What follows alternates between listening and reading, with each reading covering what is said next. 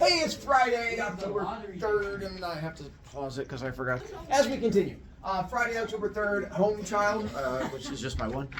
There's a story you can download called Landlady, which is on there, or you can just listen to me do the story. I'm happy either way. You'll probably want to listen to this one because things are going to happen. But we'll get to it. And then here, let's see, it is the last day of the 9 weeks, which means for the most part, whatever you see on Skyward is your grade for me. The essay thing, the paragraph you did this week is going to go on the second 9 weeks because most kids are doing pretty well on them. So I figure I'm going to save it until next week and give you guys like an easy bump to begin your grade. So that way most of you guys start with like an A. So pretty much what you see Skyward is what you get. And then blah, blah, blah, blah. So the IXLs will be next like quarter. They're... Correct. So the ones from this week, because they're not due until after the grade book closes, I can't travel through time. So yes, they'll be on the next one. You are correct. And no one in here had that thing, so we're good to go. And then this one, we don't need, I don't know why I left it on there. This one, do we still have people who are wanting to do dancing things who have not gone yet? If you've already gone, you can't. I'm well aware, but I can't make Huzzy go. Huzzy has to make the decision on her own. All right. And yes, she is a bad, I'm sorry, I don't know how husbands work. Yes, I'm the silly one. No one else, just making sure. No, just a lot of confused children. You already gone? No. But you said I could on Friday. Oh, my bad. Yeah, you can go. You haven't gone yet. Here, I'll hold it. You can talk next to it. Audrey, don't you love it? It's mine. I made it. It's mine! Sorry, whose is it? Mine. What about my pencil? It's a bag. Can I show off my pencil? Audrey doesn't care about that. They made it. Can I show off my hair? No, we can't talk Wait, about I want to show off my pencil. I want to show off my hair. Wait, I want to show off my pencil. Back to you guys. So, we are almost done with short stories. Today is our penultimate story, meaning second to last. Next week is our ultimate story, which is our last one. I try to save our final stories so they build up as we get to the end. And next week is big story. This week is fun story that should lead to some conversations and thinking. I tried to find a story that's going to connect with two things: foreshadowing and suspense. If you don't know what suspense is, then I can Do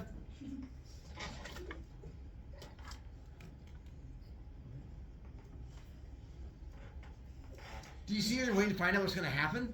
What's that an example of? See?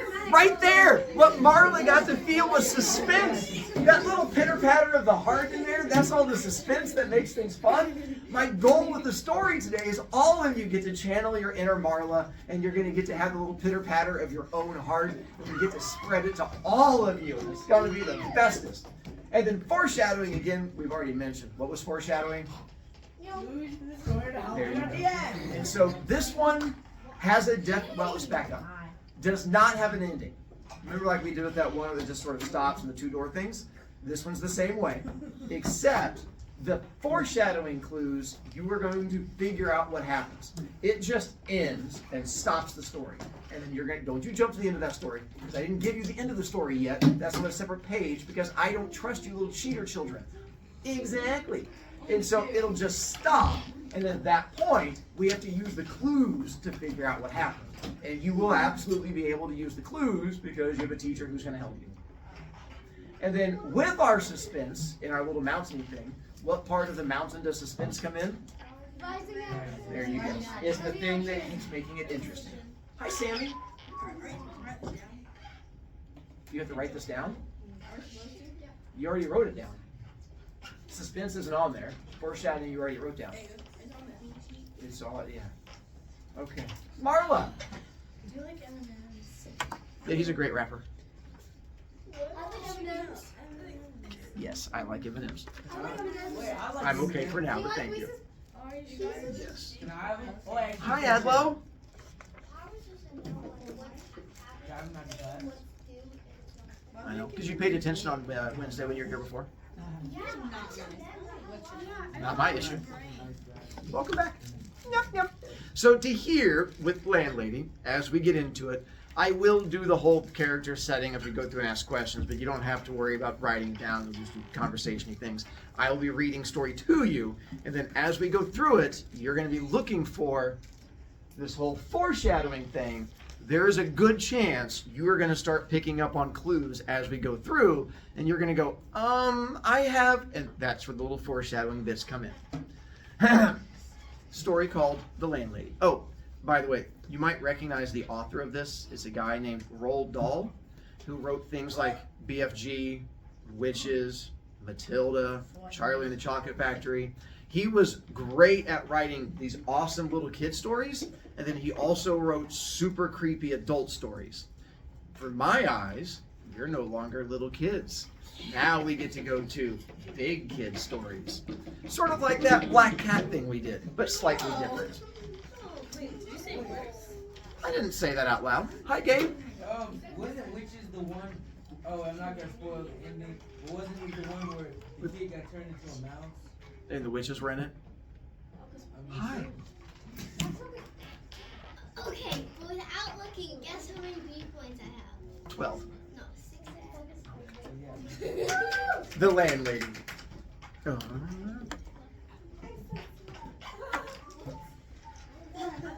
Billy Weaver had traveled down from London on the slow afternoon train with a change at Reading on the way.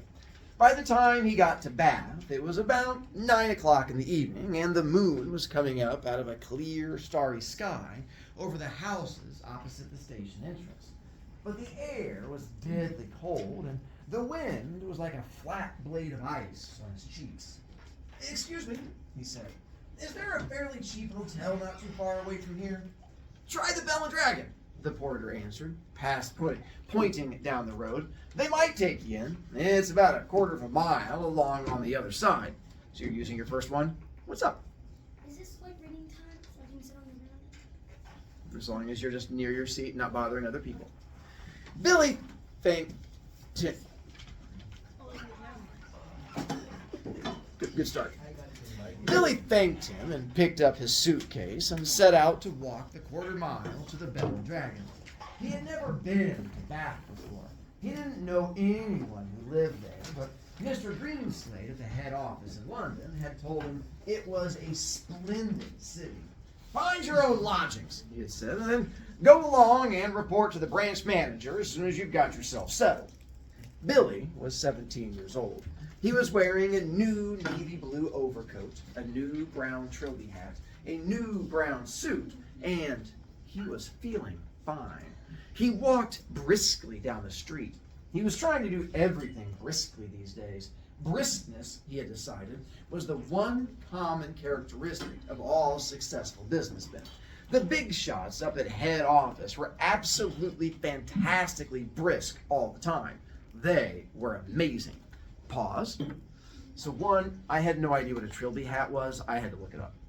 So that's apparently what a trilby hat is. So this story is set in the 1950s, which is even before I existed, which is like pre-dinosaur time. But this was back when guys would go around wearing hats like this all the time. So with this, who's our main character so far? Billy Weaver. How old is Billy Weaver? 17. 17. So during this time in the 50s, at 17, you were an adult and you'd go out and have a real person job. And so apparently Billy has a real person job and is out in the world going around like working. Oh, and the Bell and Dragon is an awesome name for a hotel. But apparently over in, what country is it taking place in? China. Why do you say England? It says London. It says London. Nicely done. So Reading and Bath are just other cities that are going to be in London. Excuse me. There were no shops on this wide street that he was walking along. Only a line of tall houses on each side, all of them identical. They had porches and pillars and 4 or 5 steps going up to their front doors, and it was obvious that once upon a time they'd been very swanky residences. But now, even in the darkness, he could see that the paint was peeling from the woodwork on their doors and windows. Sorry, hiccup. And that the handsome white facades were cracked and blotchy from neglect. Suddenly, in a downstairs window that was brilliantly illuminated by a street lamp, not 6 yards away, Billy caught sight of a printed notice propped up against the glass on one of the upper panes.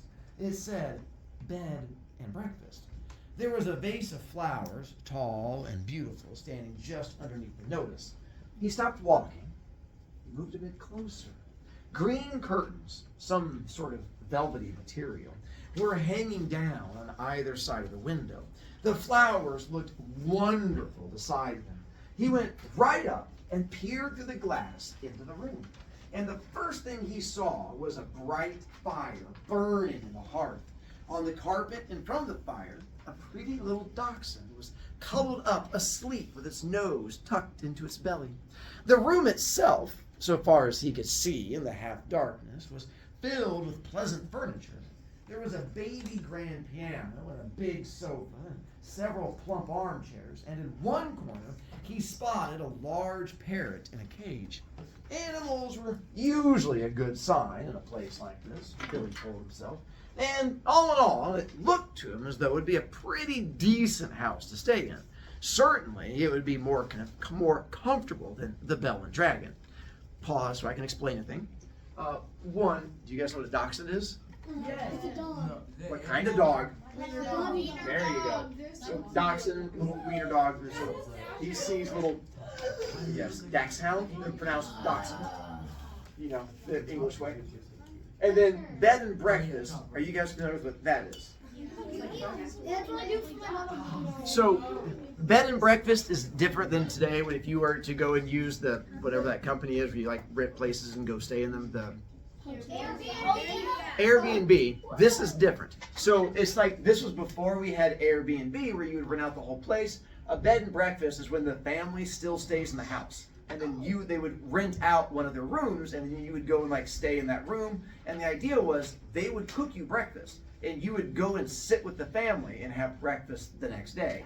So the idea was that it was more expensive, but it was more comfy and homey. So if you were traveling and lonely, if you were a business guy, instead of going to a hotel, which is sterile and stark, you would go to this bed and breakfast and it was much more comfortable and friendly. So beds and breakfasts have been around forever and ever and ever. So that's what he's referring to.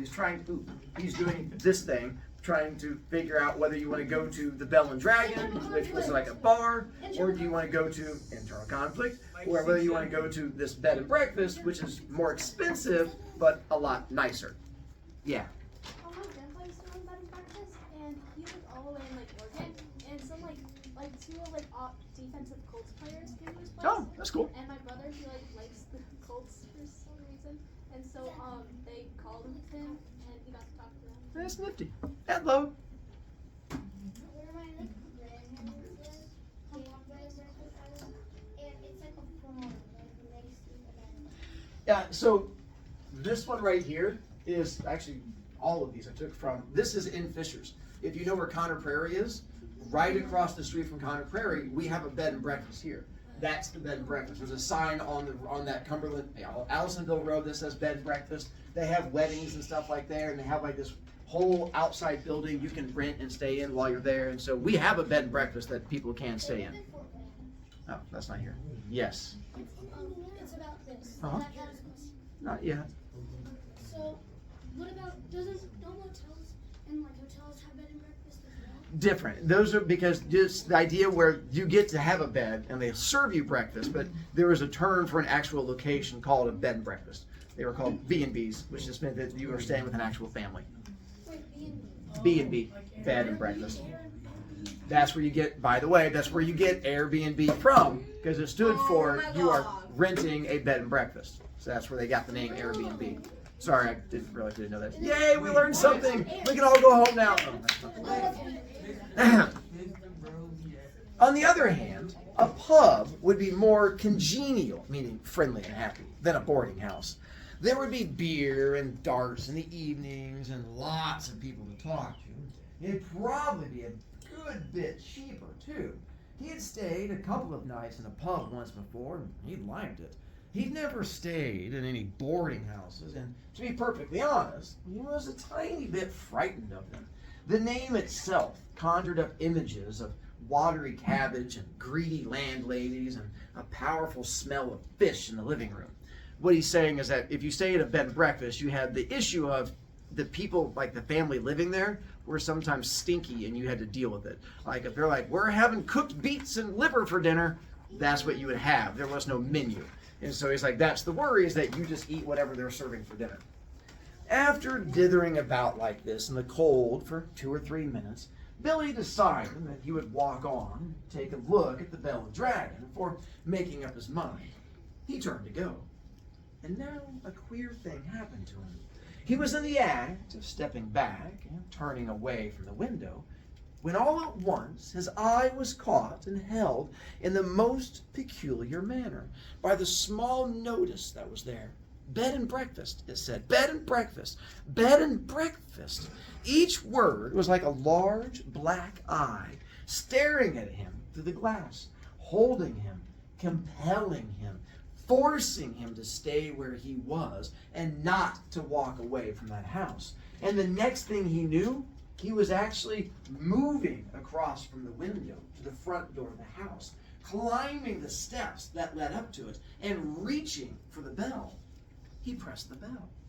Far away in a back room, he heard it ringing. Ding dong.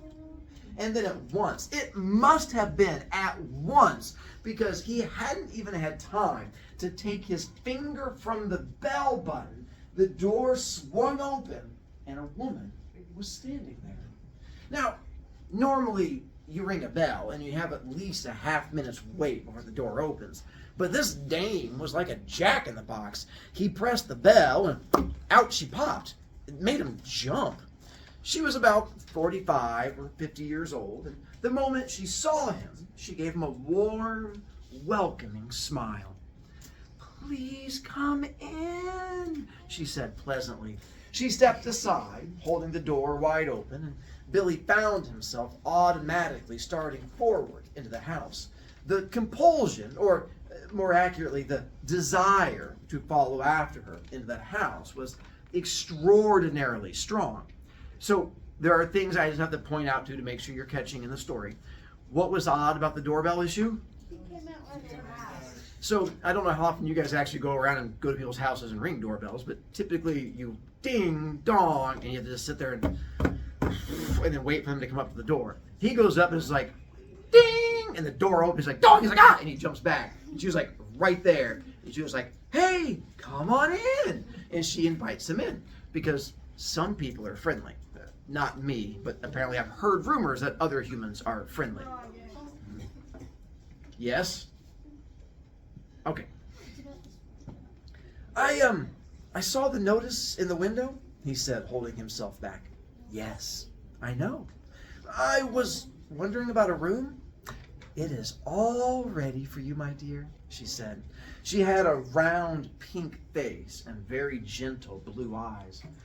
I was on my way to the Bell and Dragon, Billy told her, but the notice in your window just happened to catch my eye. My dear boy, why don't you come in out of the cold? How much do you charge? 5 and 6 pence a night, including breakfast. That was fantastically cheap. It was less than half of what he had been willing to pay. 2 things. Did you catch how old she is? 45 to 50. About 45 to 50. I will tell you, when I first started reading this, I always referred to her as this old lady. But now I think she's a very young lady. I'm under the impression that being between 45 and 50 does not make a person old. It simply makes you still very, very young. She is roughly in that age range of us very young people. Gabe. She kind of sounds old though. Or is that just like older times? Older times, because this was back in the 1950s. Yeah, it's okay. Being 50 is still very, very young. Okay. Feels like you're hurting me. And then, with the price, is the price for this place good? Yes. Was he expecting it to be more expensive or less expensive? More. There you go. So already, good deal. We thought we couldn't get the nice place because it was going to be expensive, and she's hooking him up. Yes. I think it's too good to be true, and she's a cannibal, and she's gonna eat him. Oh. Well. Exactly. Violet, that's what I was gonna say. apologize for not getting you guys the right story, apparently.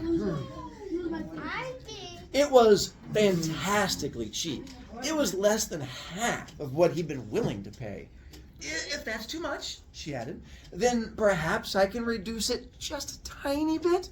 Do you desire an egg for breakfast? Eggs are expensive at the moment. It would be 6 pence less without the egg. No, 5 and 6 pence is fine, he answered. I'd like very much to stay here. Oh, I knew you would. Do come in. She seemed terribly nice. She looked exactly like the mother of one's best school friend, welcoming one into the house to stay for the Christmas holidays. Billy took off his hat and stepped over the threshold.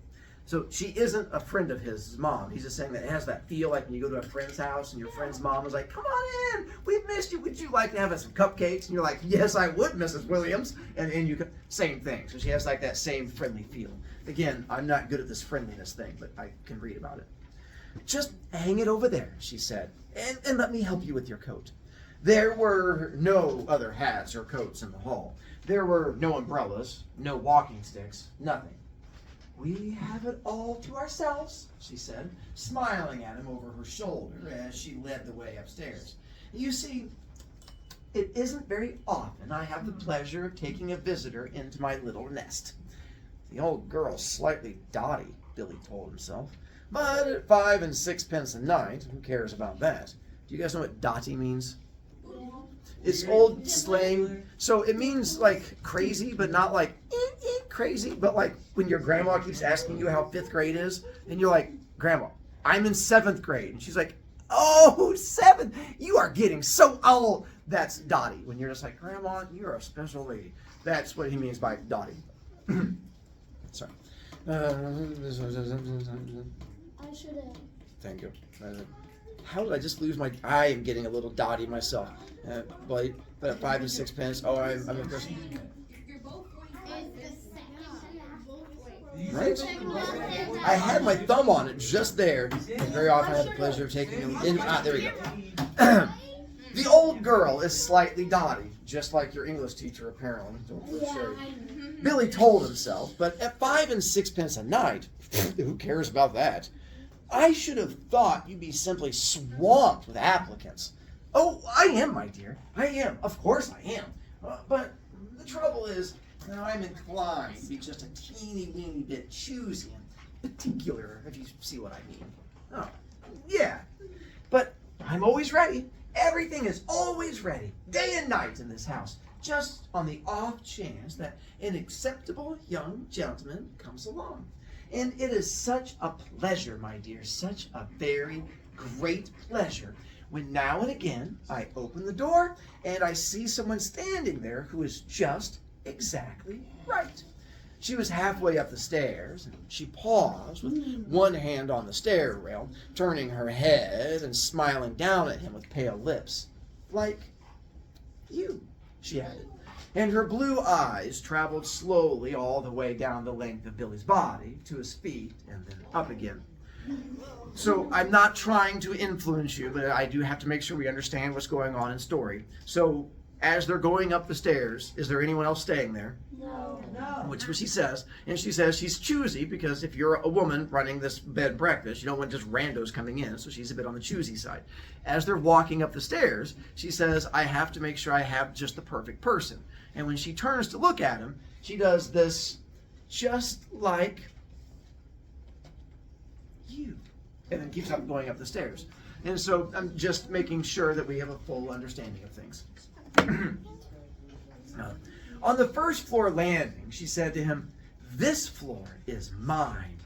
They climbed up a second flight, and this one is all yours. Here's your room. I do hope you'll like it.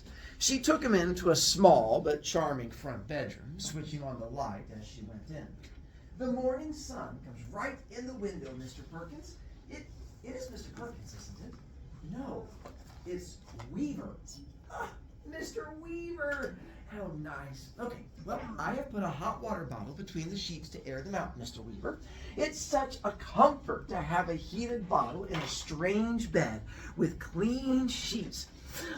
Don't you agree? And you may light the gas fire at any time if you feel chilly. I don't think you guys know what a hot water bottle is, because they're from England in the 1950s. And America in like a long time ago. But before we had heated blankets and really good inside heat, if you wanted to have a warm bed, they had what was called a hot water bottle. And it was about the size of, sometimes about half the size of your desk. And it was this large rubber balloon. And you would take boiling hot water and pour it into the top of it. And then it had like a screw thing to close it. And you would put this in your bed. And then it would radiate out heat and make your bed all nice and toasty like an electric blanket. And then that way in the morning it would get cold and you would just go refill it, and that way it's all nice. So she says in his bed, she already has the hot water bottle already filled up and toasty, and the bed's getting all nice and warm and cozy. Because again, she's full service, she's trying to be a good person. Yes? Yes? Did it go like underneath the mattress? Nope. It went right, like your feet would kick it. Like it was right there between the sheets, and it would just radiate heat out there. It's like the footrest. Yeah. And because it was this thick rubber, you wouldn't burn your feet on it. Usually. Hopefully.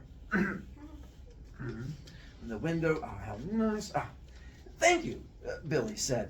Thank you ever so much. He noticed that the bedspread had been taken off the bed and that the sheets had been neatly turned back on one side, all ready for someone to get in. I am so glad you appeared, she said, looking earnestly into his face. I was beginning to get worried. That's all right, Billy answered brightly. You mustn't worry about me. He put his suitcase on the chair and then started to open it. And what about supper, my dear? Did you manage to get anything to eat before you came here? Now I'm not a bit hungry, thank you. I think I'll just go to bed as soon as possible, because tomorrow I've got to get up rather early and report to the office. Very well then, I'll leave you now so that you can unpack.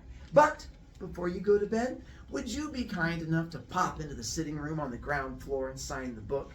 Everyone has to do that because it's the law of the land. And we don't want to go breaking any laws at this stage in the proceedings, do we? She gave him a little wave of the hand and then went quickly out of the room and closed the door. The book she's talking about is anytime you go to a hotel, you guys not being old people, you don't have to worry about it, but you have to officially sign in and like log yourself. And then for taxes, this is how they keep track of who's been there.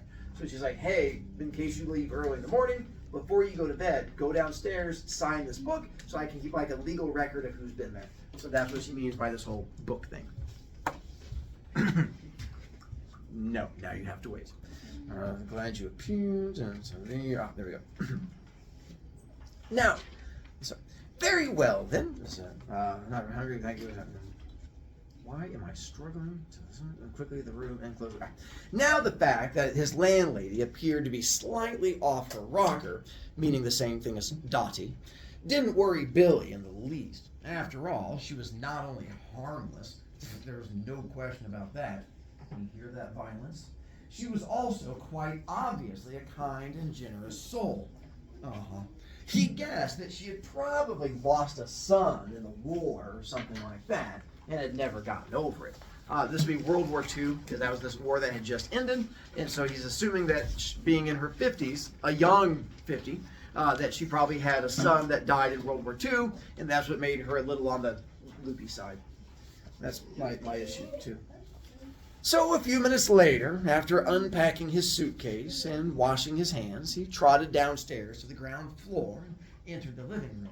His landlady wasn't there, but the fire was glowing in the hearth, and the little dachshund was still sleeping in front of it. The room was wonderfully warm and cozy. I am a lucky fellow, he thought, rubbing his hands. This is a bit of all right. He found the guest book lying open on the piano, so he took out his pen and wrote down his name and address. There were only 2 other entries above his on the page, and as one always does with guest books, he started to read them. One was a Christopher Mulholland from Cardiff. The other was Gregory W. Temple from Bristol. So before I go on, do you guys have opinions or thoughts so far on either of these two characters before I continue going on with you? Gabe? What? Oh, never mind. I mean, I think that, I think that they died, but I think that he knows them somewhere. Oh, these two people in the book? Yeah. Oh, all right. Sydney? I think it's gonna be like Hansel and Gretel, and he's gonna cook them in a stew. Cannibalism. He just said that she's not. No, never mind. Tegan? You are smart. You wrote on the page. I know, I learned to take it. I know. I'm not quite as dotty as she is. Yes. I do kind of agree, but like I don't think that she's gonna eat him. I think like she like traps him in. It's not my fault you're laying across stairs because nobody's there. Maybe she was like before they. Yeah, the place is empty. If they don't log in to the book, Uh-huh. then she'll like track them down, and then he'll find them in like the dog's tent. All we're saying is someone's gonna die. Colton? Can I get a sweatshirt as a book as well? Can you do what? My sweatshirt is a Sure. And also, Uh-huh. I think, adding on to what Mason said, Uh-huh. I think the Dachshund is actually like a robot and it's like a nuclear bomb. It was the 1950s. I heard they had a lot of robot dachshunds back then. Wait, maybe The it's dog's gonna dead. blow up. Maybe the I don't dog's think dead. we have that then. Because it has Violence? Okay, so this is a legitimate theory. Okay. It's a little bad, but so if he did lose a son in the wall, Uh-huh. then I think she's sewing men, taking them apart, and putting them together to make it look like her son. Like a Frankenstein? Yeah. So, are you guys all going with this lady as evil? Well, hang on. Why can't Billy be the evil one? Because he's following What, him. that's our. Well, you're evil one. Mm. Because it's back when she turned around and she's like you. She just gives creepy like features. Not features, but like she's acting really creepy for like with the I think she has a crush on him. Gabe? what? To help my guess, Uh-huh. which character, and which one of the two do you think you relate more to? The old lady or Billy?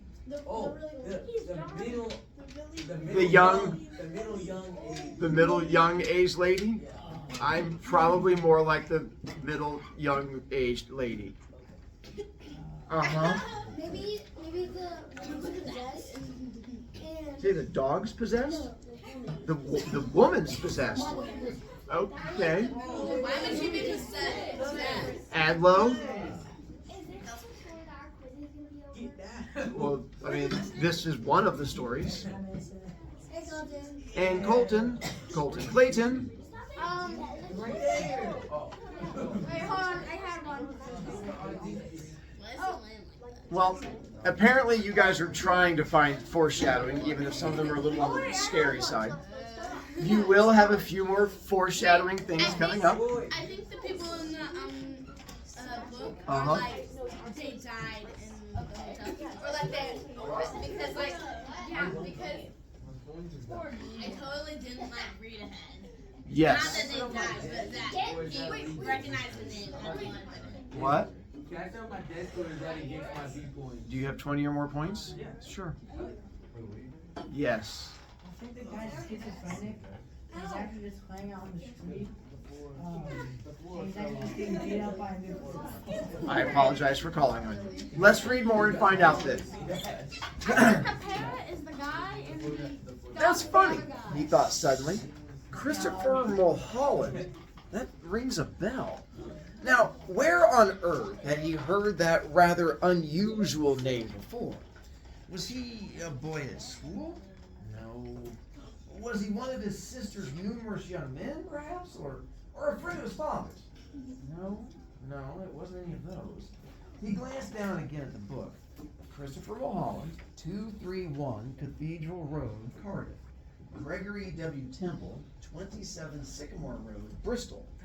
As a matter of fact, now he came to think of it, he wasn't at all sure that the second name didn't have almost as much of a familiar ring about it as the first. Gregory Temple, he said out loud.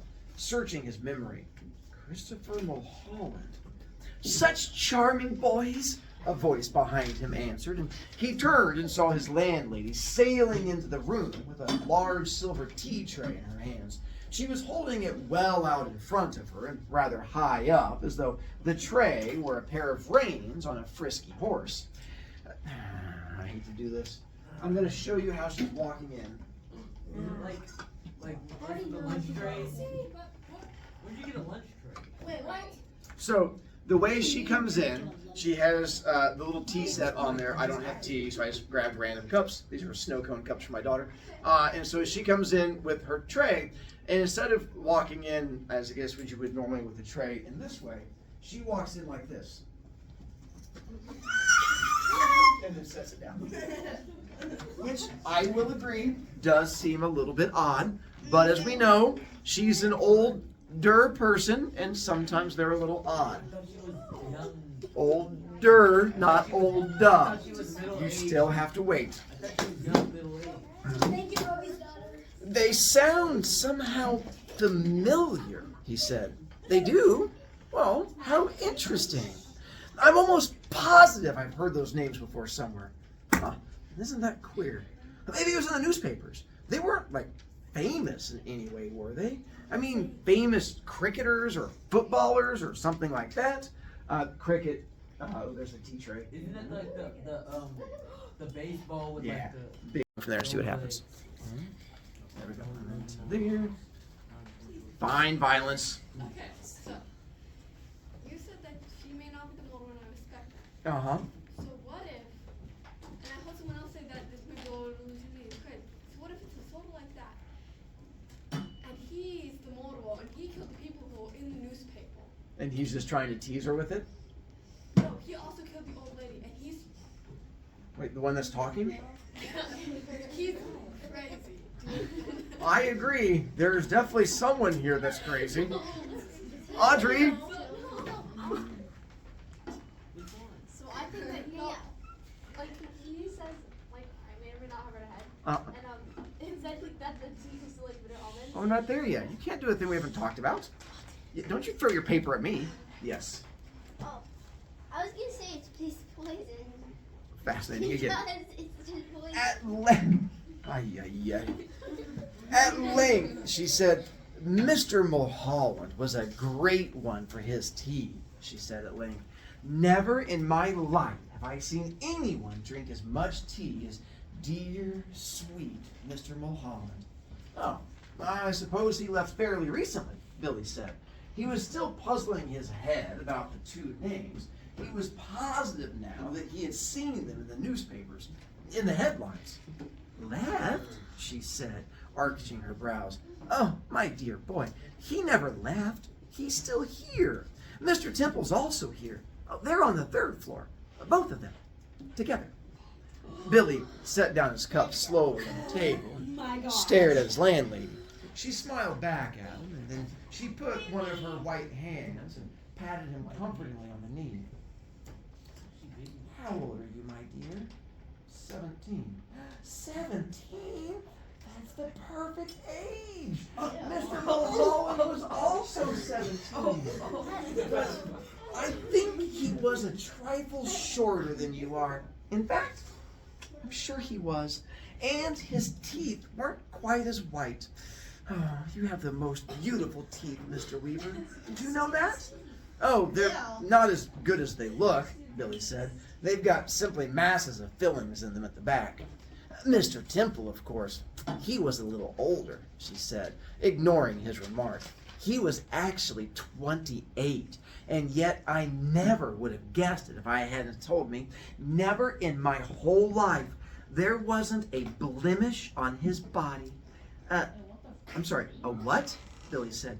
His skin was just like a baby's. There was a pause. Do you guys know what a blemish is? yeah, like So blemish is like when you have things on. So yeah, like acne, scars, marks, tattoos. Those would all be a blemish. But apparently he didn't have any blemishes anywhere on him, and he had really good teeth. There was a pause. And Billy picked up his teacup and took another sip of his tea, then set it down again, gently in its saucer. He waited for her to say something else, but she seemed to have lapsed into another one of her silences. He sat there, staring straight ahead of her into the corner of the room, biting his lower lip. "That parrot," he said at last. "You know something? It had me completely fooled when I first saw it through the window from the street. I could have sworn it was alive. Alas, no longer. It's most terribly clever the way it's been done. It doesn't look the least bit dead. Who did it? I did." "Wait, you did? Of course. And have you met my little Basil as well?" She nodded towards the dachshund. So if you're not familiar, they're talking about taxidermy, which is when you stuff animals and stuff like that. Oh my god. That makes more sense. She nodded towards the dachshund, cuddled up so comfortably in front of the fire. Billy looked at it, and suddenly he realized that this animal had all the time been just as silent and motionless as the parrot. He put out a hand and touched it gently on the top of its back. The back was hard and cold, and when he pushed the hair to one side with his fingers, I see I'm ignoring you, he could see the skin underneath, grayish black and dry and perfectly preserved.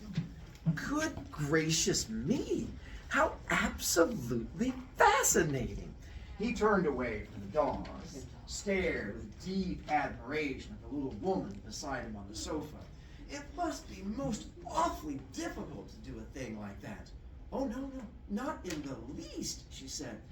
"I stuff all of my little pets myself when they pass away. What? Will you have another cup of tea?" "No, thank you," Billy said.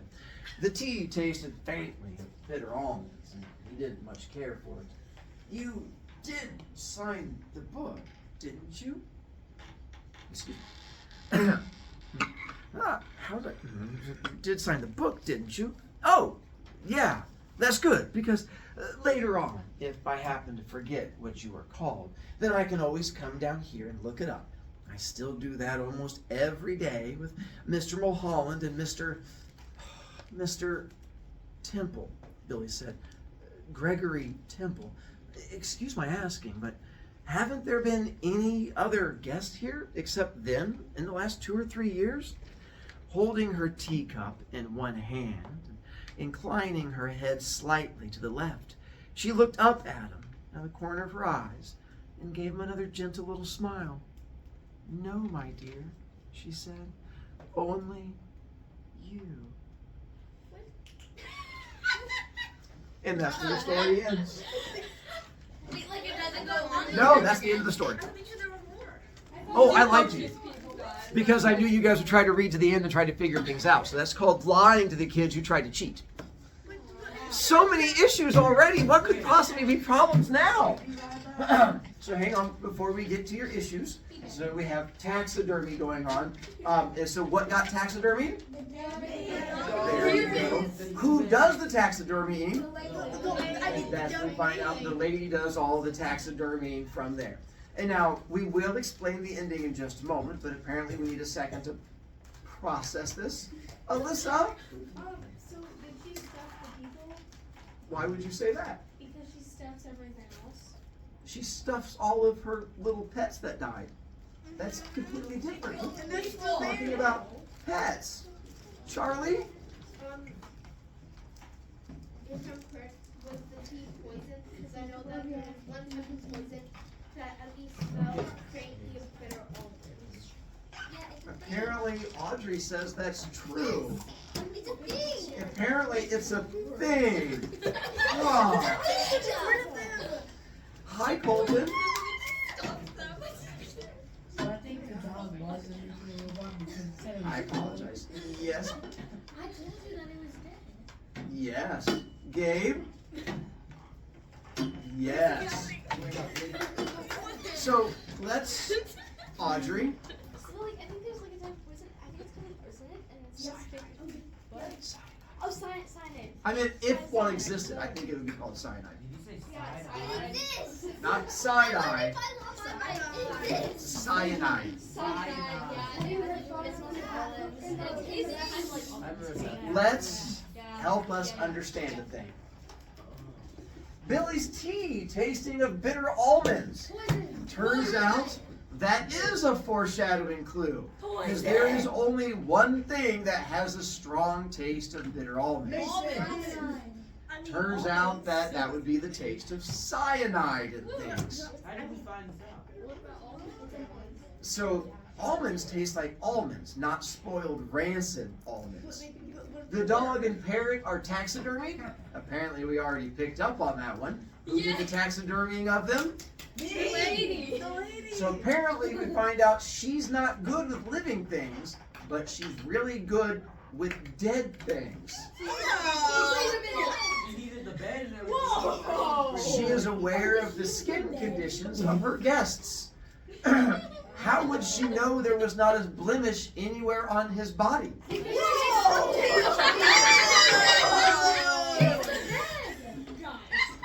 So we'll call it. I thought hobby time would be a good. Listen, you guys wrote about your hobby this week. She gets to write about her hobby.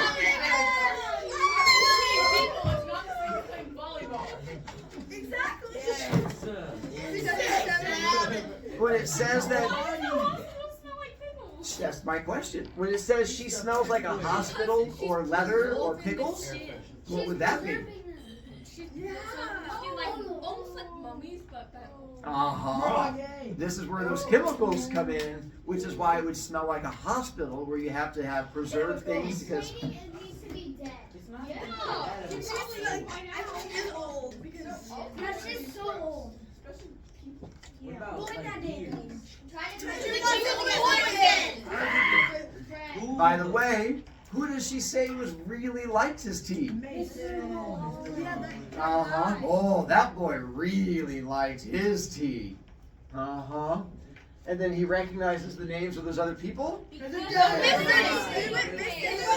So that's why they were connected together, even though he thought he was like, I know them for different things, but the same thing. That same thing being. And when she wants to make sure he has signed the book, because She's old. I know, as we saw, sometimes us younger people lose our places and forget things, and we need to be able to go back and look them up. So apparently, if she doesn't remember his name, why can't she just ask him? She's dead. Because he's Oh, mine. there's some other clues too. Oh, there is? When he arrived, remember there were no other hats that were out there? No. As he first walked in, it said there's no other hats or umbrellas when they first came in there, and she said we have this place all to ourselves as they start to walk up those stairs. Well, that goes back to the idea that was there other people staying there? Yes. Kind of. I mean, do they need their hats and umbrellas? No. Are they there? Yeah. That they are all alone? Are they all alone? No. There you go. Is there anyone else living there? So they're all alone. Oh, not really. And then at the others, but then again we find out they never left. So how is it you can be all alone and they never left? Why was the price of the room so cheap? Because I'm not gonna get breakfast. That's why it's called fishing. When you're just out there and you're like, ooh, would you like to have a really cheap room? Come here. Oh, I got one. And then she pulls him in there because she's like, ooh, I can make it really cheap. Because does it matter how much he pays? No. She's going to get all of his money anyway. By the way, if the police go looking for him, where are they going to look? Africa. Oh, the place that he was gonna go. The Bell and Dragon. Because remember, that's where they sent him to, and that's where he was on his way when he stopped here. So, does anyone know he stopped here? No. The lady. No, except for the lady. Wait, but She's not gonna tell us. it's Rovian. Yes, she will. Uh-huh. She's a nice person. So, when he first looks in the window, I'll say it anyways. and he saw the dog and parrot, do you remember what he said about the dog and parrot? They hypnotized him. They look so real. Nice. So alive. Close. He not the hypnotizing on that one. But like that dude from That was a good song. Aladdin. he comes up and says, it's a good sign in a place like this. Why was it a good sign? Because the animal live with him. He had, They give you the side eye. it's okay. That was, You looked really excited though. I know, it was so, because they questioned my. Don't worry, I was charging them points too. It's like a team thing. And so, yeah, when he sees you were correct, it was the fact that he was all excited. He was like, oh, this has to be a good sign that there has to be things living in here. And so he gets all excited from there. She opens the door as soon as he rings the bell. You already lost that right. Remember yelling Africa and any number of other random answers and nuclear dog? Audrey! Yeah, this one I actually don't know the full answer to. I don't know if she was like a witch, which could very well be, or maybe she was just trying to fish, or Tegan. She could have been just like waiting for someone to come in. Just all creepy. Yeah. You know how those old Because she's not dirt anything people better are? to do besides her hobbies. Uh-huh. Well, they said that there was a little window like below. Uh-huh. So maybe watching her from that and just didn't look. That is true too. Whoa. Uh-huh. What you got? It said that in the story, it said that she was looking at him through the window. Well, not until afterwards. I don't think. You can go back and look. I don't think she's looking through him until then. Oh, okay. The waiting on him. Ooh, the room